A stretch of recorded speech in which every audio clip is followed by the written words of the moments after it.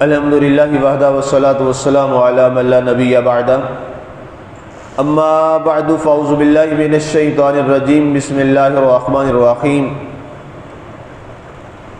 فیہما من کل فاکہۃ زوجان فبأی آلاء ربکما تکذبان۔ ان دونوں باغوں میں طرح طرح کے پھلوں کی دو قسمیں ہوں گی، تو تم دونوں اپنے پروردگار کی کن کن نعمتوں کا انکار کرو گے۔ سامعین، آج ہماری سورہ الرحمن کی آیہ مبارکہ 53 تک کی تلاوت و ترجمہ کا شرف نصیب ہوا۔ گفتگو ہماری چل رہی ہے اہل جنت پر اللہ تعالیٰ کے انعام و اکرامات کے حوالہ سے۔ یہاں پہ اللہ تعالیٰ نے ایک اور اپنے انعام کا اور اپنی عنایت کا ذکر کیا جو اللہ تعالیٰ اہل جنت کے لیے عطا فرمائے گا۔ ارشاد ہوا فیہما من کل فاکہۃ زوجان، کہ جنت کے اندر ہر قسم کے جو پھل ہیں وہ جوڑوں کی شکل میں اور دو دو قسموں کی صورت میں اللہ نے پیدا فرمائے ہیں۔ رب ذوالجلال نے اس پوری کائنات کو جوڑوں کی شکل میں پیدا کیا ہے۔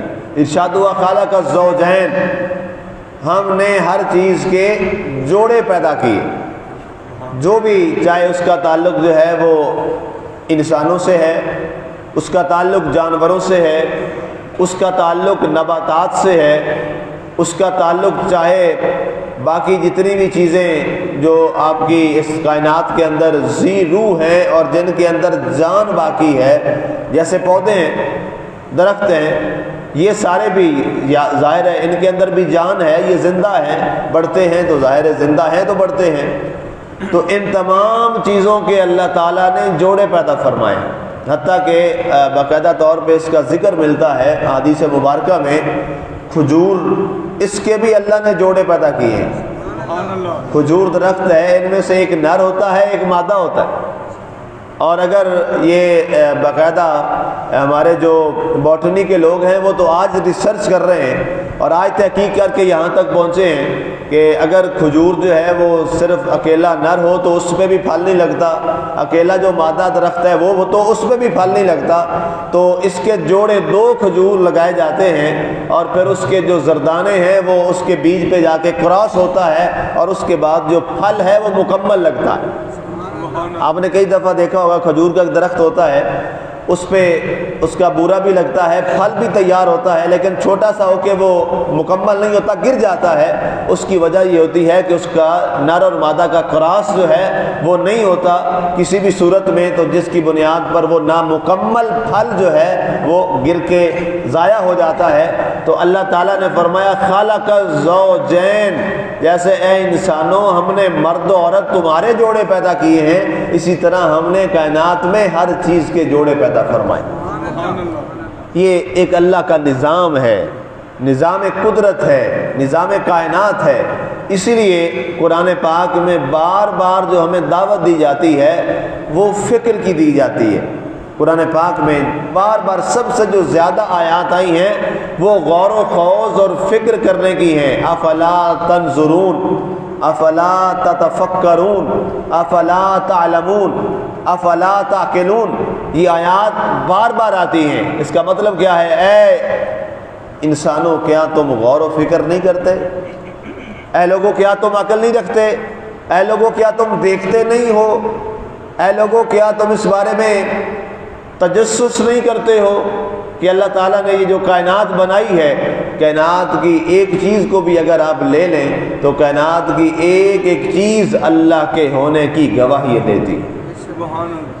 اور اسی بنیاد پر امام اعظم ابو حنیفہ رضی اللہ تعالیٰ عنہ جو ہمارے فقہ کے امام ہیں، جس کی بنیاد پہ ہم حنفی کہلاتے ہیں، آپ یہ ارشاد فرماتے ہیں کہ اگر انبیاء اور رسول جو ہیں وہ نہ بھی آئیں اور اس دنیا میں اگر کوئی مبلغ اللہ کی تبلیغ اور اللہ تعالیٰ کے وجود کا نہ بھی بتائے تو فرمایا پھر بھی اگر کوئی اللہ کو نہیں مانتا تو قیامت والے دن اس سے اللہ تعالیٰ حساب لینے کا مجاز ہے، حق رکھتا ہے۔ تو لوگوں نے کہا جی یہ کیسے ہو گیا؟ جب لوگوں کے پاس کوئی بتانے والا ہی نہیں آیا تو پھر اللہ تعالیٰ کی وحدانیت کا سوال کیوں کیا جائے گا؟ تو آپ نے فرمایا اس لیے کہ اس کو اللہ نے عقل و شعور دیا تھا، اسے اس کائنات میں غور کرنا چاہیے تھا، یہ اس کا فرض تھا۔ جب وہ کائنات میں غور کرتا تو کائنات گواہی دیتی کہ اللہ تعالیٰ کی ذات کا وجود ہونا برحق ہے، سچ۔ ایسے ہزاروں واقعات ہیں، ایسی ہزاروں چیزیں ہیں جو اللہ تعالیٰ کے وجود مبارک کی دلیل ہے۔ وہ ذات دیکھیں، ہم روزی کماتے ہیں، کوئی کاروبار کرتا ہے، کوئی ملازمت کرتا ہے، کوئی کسی طرح، ہر ایک کا نظام ہے کسب معاش کا، اس کے ساتھ چل رہا ہے اور اس کو روزی ملتی ہے۔ اب یہ بھی ذریعہ معاش جو ہم نے اپنایا ہے، یہ بھی کچھ نہیں ہے اگر مالک نہ چاہے تو۔ رازق حقیقی مالک ہے۔ اب دیکھیے، بندہ غور کرے کہ ہم تو روزی کماتے ہیں، ہم تو صبح سارے ملازمت میں نکل جاتے ہیں یا اپنے کاروباروں میں نکل جاتے ہیں، روزی کمانے کے اسباب ہیں، جس کے جو بھی اللہ نے لگائے ہیں وہ استعمال کر رہا ہے، لیکن وہ چیونٹیاں جو بلوں میں رہتی ہیں، ان بلوں میں رہنے والی سب سے چھوٹی مخلوق یہ جو چیونٹیاں ہیں، انہیں رزق کون دیتا ہے؟ یہ سوال بنتا ہے نا۔ ان کی تو ملازمت نہیں ہے، ان کے تو کاروبار نہیں ہے، ان کو وہاں پہ رزق دینے والا کون ہے؟ اللہ یرزق من یشاء بغیر حساب۔ یہ رب نے محفوظ کر دی قرآن میں آیت قیامت تک کے لیے، اور اپنے ربوبیت کی واضح دلیل دے دی۔ فرمایا یہ تمہارے حساب و کتاب ہے، یہ نوکری ہوگی تو یہ مال آ جائے گا، کاروبار ہوگا تو یہ مال آ جائے گا، یہ تمہارے حساب و کتاب ہے، وہاں سے یہ کام کروں گا تو یہ مال آ جائے گا، یہ سب تمہارے حساب و کتاب ہیں۔ اللہ تعالیٰ جس کو چاہتا ہے بغیر حساب و کتاب کے بھی رزق عطا فرما دیتا ہے۔ یہ تو تمہارے حساب و کتاب ہے نا، مالک نے بغیر حساب و کتاب کے بھی رزق دیا ہے اور وہ دیتا ہے۔ وہ اگر چاہے تو انسان کے بچے کو ایک بھیڑیے سے اور ایک شیرنی سے دودھ پلا کے اس کی زندگی کو باقی فرما دے۔ نمرود جو تھا نا جی، نمرود، اس کا معاملہ بڑا عجیب ہے۔ یہ پیدا ہوا تو پیدا ہوتے ہی ایک سفر پہ اس کی ماں جا رہی تھی، سارے لوگ تھے، ابھی بالکل شیر خوار تھا، تو پورا جہاز ڈوب گیا۔ جہاز اس وقت کشتی ہوتی تھی، پوری کشتی جو ہے وہ طوفان سمندر میں لہروں کے حوالے ہو گئی اور سارے ڈوب گئے، کچھ نہ بچا، پورے اس بیڑے میں سے کوئی ایک بھی نہ بچا۔ یہ نومولود اکیلا نمرود جو تھا یہ بچ گیا، اور اس تختہ جب وہ الٹ گیا تو اس کے اوپر آ گیا۔ تو اللہ تعالیٰ نے لہروں کو حکم دیا، رب نہ چاہے تو پانی کی کیا ضرورت کسی کو ڈبو دے، لہروں کو حکم دیا تو وہ دریائے کے کنارے آ گئی، سمندر کے کنارے آ گئی، اور وہاں پہ ایک کنارے پہ وہاں پہ اللہ تعالیٰ نے ایک بھیڑیے کی جو مونس ہوتی ہے، اور ایک روایت میں کہ شیر کی مونس مادہ، شیر نہیں، اللہ تعالیٰ نے اس کی ڈیوٹی لگائی، مالک نے، جس کا کام کیا ہوتا ہے انسانوں کو چیر پھاڑ دینا، جس کا کام ہے انسانوں کو اپنی خوراک سمجھ کے کھا جانا۔ وہ روزانہ آتی تھی اور اس کو دودھ پلاتی تھی، اور اس کو بڑا اللہ تعالیٰ نے اس شیرنی یا اس بھیڑیے کی جو مادہ تھی اس کے دودھ سے بڑا فرمایا تھا۔ اندازہ کر لیں، اللہ تعالیٰ جس سے چاہتا ہے رزق دیتا ہے بغیر حساب و کتاب کے۔ فرمایا یہ تمہارے حساب و کتاب تھے کہ بھیڑیے کا کام کیا ہوتا ہے، بندے کو چیر پھاڑ کے کھا جانا، اس کی تو خوراک ہے، اس کو تو بڑا خوش ہونا چاہیے تھا، لیکن وہ بھی کچھ نہیں کر سکتا اگر مالک نہ چاہے۔ فیصلے تو اینڈ میں آخر میں مالک کے ہیں۔ اللہ تعالیٰ نے پھر اسی بھیڑیے سے اس انسان کے بچے کی پرورش کروائی اور اسے بڑا کیا، اور اس کے بعد پھر کیا ہوا، اسی نے آ کر، اسی مالک جس نے اسے بچایا تھا، محفوظ رکھا تھا اور اس کی پرورش ایک موذی جانور سے کروائی تھی، اسی نے آ کے نعوذ باللہ اللہ کا انکار کر کے اللہ کے مقابلے میں اپنے آپ کو خدا کہہ ڈالا۔ استغفر اللہ اعوذ باللہ۔ تو علی مرتبہ سامعین، ناظرین، بتانے کا مقصد یہ ہے کہ ہمیں اللہ تعالیٰ کی ذات پر دل سے پورا یقین رکھنا چاہیے۔ سارے نظام اللہ کے ہاتھ میں، سارے فیصلے اللہ کے ہاتھ میں، کوشش اپنی پوری کریں، زور لگا کے کریں، محنت کریں، کاروبار کریں، ملازمت کریں، جو بھی کریں، لیکن ساتھ نیت اور فیصلہ دل میں اور ذہن میں یہ رکھیں کہ یہ میری ایک کوشش ہے، حتمی فیصلہ اور حتمی نتیجہ نہیں ہے۔ اصل جو برکت ہے دینے والا وہ کون ہے؟ وہ اللہ تعالیٰ کی ذات ہے۔ کئیوں کے لاکھوں اور کروڑوں پورے نہیں آتے، اور کئیوں کے چند سو میں اللہ اتنی برکت ڈالتا ہے کہ اس کے اندر پرسکون زندگی گزار رہے ہوتے ہیں، اس میں وہ بڑے آرام کے ساتھ اپنی زندگی گزار رہے ہوتے ہیں اور ان کا دل مطمئن ہوتا ہے۔ یہاں آپ آئے دن دیکھتے ہیں آپ کے ملک کے اندر آئے دن کبھی کوئی پاناما نکل آتا ہے، کبھی کوئی پنڈورا لیک ہو جاتا ہے، کبھی کچھ ہو جاتا ہے، فلاں کی اتنی کمپنیاں، فلاں کی اتنی گھومتی اور فلاں نے یہ وہاں انلیگل یہ کما لیا، یہ بنا لیا۔ کیا ان کی زندگیوں میں سکون آپ نے کبھی دیکھا؟ بے چینی ہے۔ اور ایک وہ مزدور بھی ہے جو چبردی چوک میں جناب 200 400 500 600 یا 1000 کی دیہڑی لگا کے آ کے وہاں پر اس گھاس کے اوپر رات کو آرام کے ساتھ میٹھی نیند سو رہا ہوتا ہے، اور یہ اتنی گولیاں کھا کے بھی آرام دہ بستروں پہ ان کو نیند نہیں آتی۔ تو سکون کس کے ہاتھ میں ہے؟ یہ اللہ کے ہاتھ میں ہے۔ اور جو غنا ہے وہ بھی کس کے ہاتھ میں ہے؟ اللہ کے ہاتھ میں ہے۔ حضرت علی سے کسی نے پوچھا، علی فلاں کے پاس تو اتنے ناز و نام اور محلوں میں رہتے ہیں، اور آپ کے پاس، حضرت علی جو ہے وہ آپ کے پاس علم کی دولت بہت تھی، لیکن جو دوسری یہ دو مادی دولت ہے یہ آپ کے پاس بہت کم تھی۔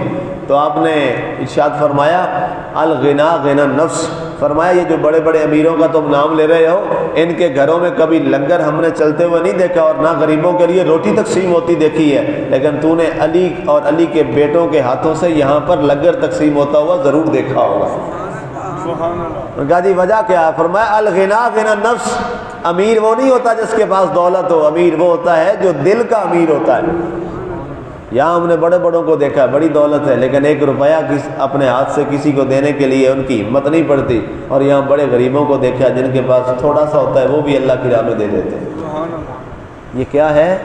یہ الغنا غنى النفس، امیر وہ ہوتا ہے جو دل کا امیر ہوتا ہے، جو دل کا امیر ہوتا ہے، جو آیا اللہ کی راہ میں لوٹا دیا۔ اور پھر مالک ہے وہ قرض تو اپنے اوپر نہیں رکھتا، مالک کے راہ میں اگر آپ دیں گے تو اس نے پھر 70 والا معاملہ تو کرنا ہی کرنا ہے، اپنے اوپر وہ قرض نہیں رکھتا، وہ ادا کرتا ہے۔ تو اللہ تعالیٰ کی ذات نے فرمایا کہ ہم نے وہاں پر ہر چیز کے جوڑے پیدا فرمائے، زوجین۔ اب وہاں پہ سارے، حضرت عبداللہ ابن عباس کے بھی میں روایت پڑھ رہا تھا، آپ نے فرمایا اللہ تعالیٰ جنت کے اندر جتنے یہ دنیا کے پھل کڑوے ہیں نا، دنیا میں بڑے کڑوے کڑوے پھل ہیں بہت سخت قسم کی، جیسے اندرائن ہے جسے عربی میں ہنزل کہتے ہیں، یہ پنجابی میں اسے کورتما کہتے ہیں، عربی میں ہنزل کہتے ہیں، اردو میں اندرائن کہتے ہیں، 3 نام بتا دیے جو بھی یاد رہ جائے۔ تو یہ بڑا کڑوا ہوتا ہے، بہت سخت قسم کا، زہریلا ہوتا ہے۔ تو حضرت عبداللہ ابن عباس فرماتے ہیں سرکار نے فرمایا جنت کے اندر اللہ تعالیٰ ہنزل کو بھی میٹھا فرما دے گا، وہاں پر بھی یہ میٹھا ہوگا، بڑا مزے کا ہوگا۔ فرمایا دنیا میں وہ پھل جو کڑوے ہیں، ترش ہیں، یہی پھل آپ کو جنت میں ملیں گے جو اہل جنت ہیں، اللہ ان سب پھلوں کو میٹھا فرما دے گا۔ اور اہل جنت جب وہاں پہ جائیں گے تو جس پھل کو دیکھیں گے سوچیں گے کہ یہ تو کڑوا ہے، اللہ تعالیٰ کی بارگاہ سے آواز آئے گی کہ تم اسے کھاؤ تو صحیح۔ جب وہ توڑ کے کھائے گا وہ اتنا میٹھا اور شیریں ہوگا اور اتنا مزے کا ہوگا، تو اللہ کی بارگاہ میں عرض کرے گا جنتی، یا اللہ یہ تو کڑوا تھا، میں نے دنیا میں کھایا تھا، یہ تو بڑا زہریلا قسم کا تھا، ہم اس سے بچتے تھے، اور یہاں میں نے کھایا اتنا شیریں اور میٹھا ہے۔ اللہ تعالیٰ فرمائے گا اے میرے بندے تیرے یہ اعمال کا خوبصورت نتیجہ ہے، تیرے اچھے اعمال کا، کہ تیرے نیک اعمال نے کڑوی چیزوں کو بھی میٹھا فرما دیا۔ تو انسان کا یہ عمل اتنا طاقتور ہے، انسان کا یہ عمل اور کریکٹر اتنا مضبوط ہے کہ وہ کڑوے کو بھی میٹھا فرما دیتا ہے۔ آگے فرمایا فَبِأَيِّ آلَاءِ رَبِّكُمَا تُكَذِّبَانِ۔ اللہ اکبر، بار بار یہ ہر روز ہر درس میں یہ ایک آیت کے بعد پھر یہ آیت آ رہی ہے اور ہمیں جھنجھوڑ رہی ہے، ہمیں دعوت فکر دے رہی ہے کہ اپنے گریبانوں میں جھانکو، اپنے اوپر ان آیات کو دیکھو۔ اے جن و انس کی جماعت، اے انسانوں، تم اپنے رب کی کس کس نعمت کو جھٹلاؤ گے؟ اتنے انعامات ہیں تم پر، تو اس مالک کی نعمتوں کا پھر بدلہ یہ ہے کہ اسے مالک مانا جائے اور اس کے آگے جھکا جائے اور اس کا شکریہ ادا کیا جائے۔ وہ غلام بڑا بے وفا ہوتا ہے اور بڑا احسان فراموش ہوتا ہے جو مالک کا ہی کھائے اور مالک کا ہی گلہ کرے اور مالک کی نہ مانے۔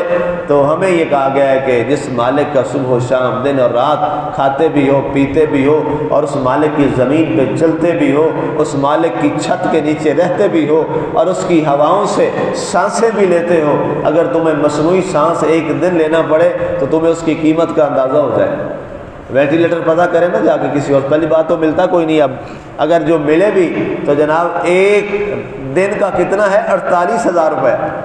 یہ آپ کے سامنے اتفاق ہاسپٹلس کا ریٹ میں بتا رہا ہوں، ایک دن کا 48,000 روپے ہے وینٹیلیٹر کا، اور اس کے بعد بھی گارنٹی نہیں ہے کہ اس وینٹیلیٹر کی آپ کی زندگی کو بچائے کہ نہ بچائے اور کس انداز کا ہو۔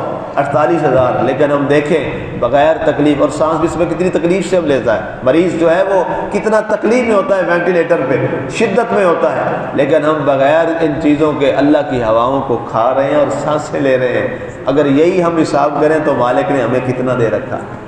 اللہ کی ذات ہمیں ان نعمتوں کی قدر کرنے کی توفیق عطا فرمائے اور اس کے آگے جھکنے والا اور اس کا عاجز بندہ بنائے۔ آمین۔ وما علینا الا البلاغ المبین۔